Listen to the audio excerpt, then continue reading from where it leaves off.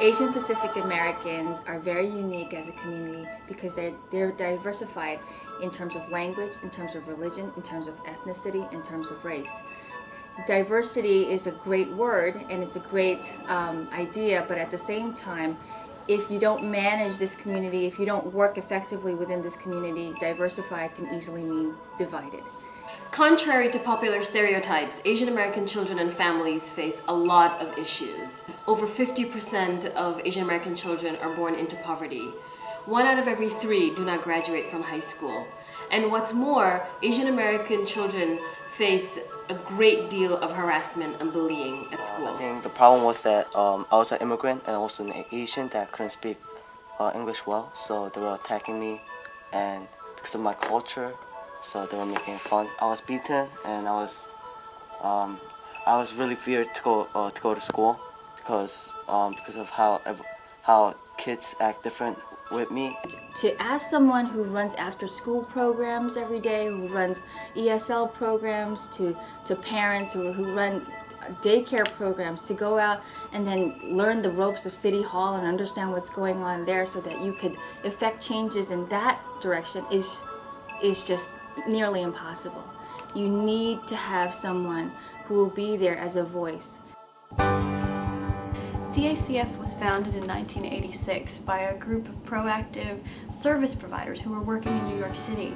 They started to see that more and more Asian Americans were coming to the city, that the population was growing, but there weren't services available to meet the needs of that population.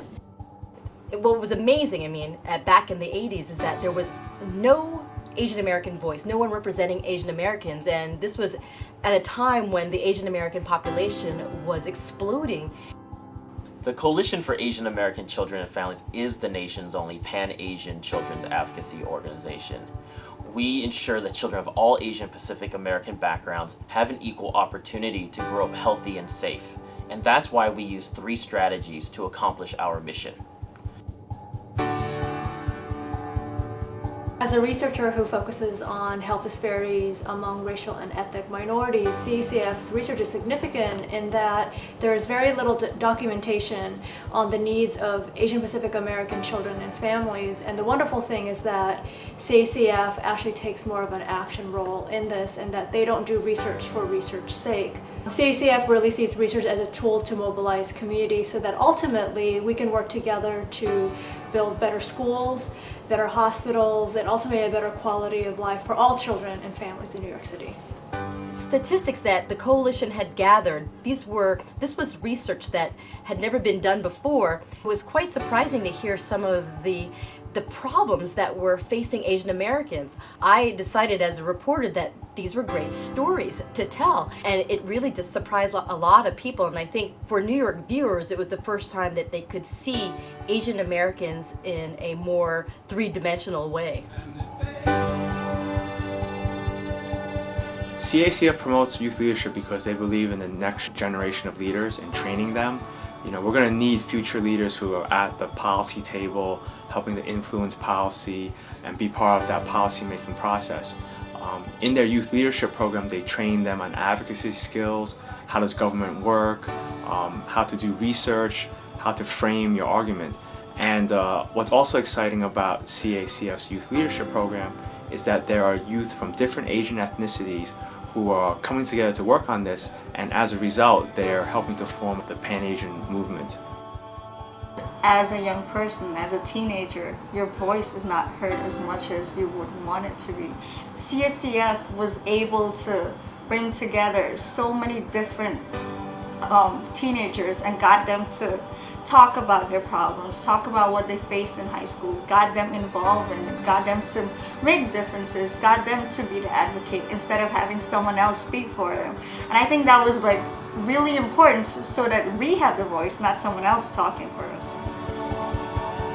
As a fellow advocate, I believe that it's important to have an organization like CACF because they are dedicated to looking at policy issues as it affects Asian American children and families. As a direct service provider, South Asian Youth Action, my organization, we do our best to address the everyday needs of young people. But it's also critical that we influence policy to create a lasting change for our community. And this is where CACF comes in.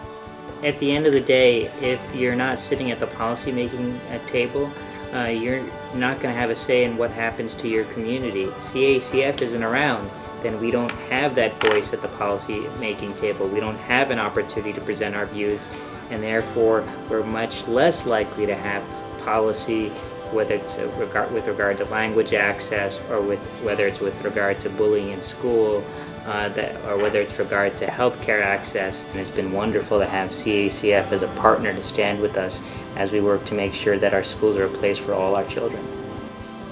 Our vision for Asian Pacific American children and families is that they are not invisible, that we are a united voice.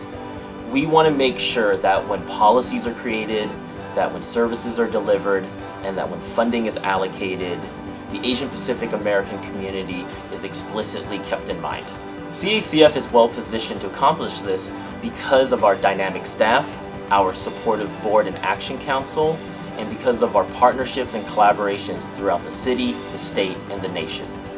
As the Asian Pacific American community continues to grow, CACF will rise to the challenge to ensure that the voice of our community is heard.